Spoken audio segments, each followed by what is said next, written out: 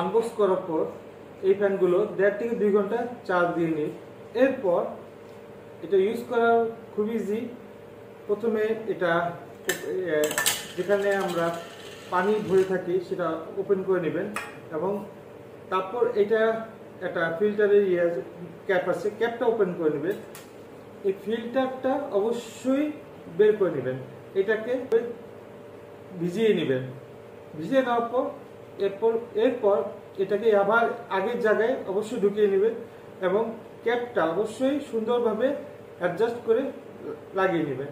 লাগিয়ে নেওয়ার পর আমরা তারপর এখানে পানি নিয়ে নিব। পানি নিয়ে এরপর এটাকে এভাবে অ্যাডজাস্ট করে নিব, অ্যাডজাস্ট করে ক্যাপটা লাগিয়ে নিব। এটা ফ্যান প্লাস স্প্রে, এইভাবে স্প্রে বের হচ্ছে।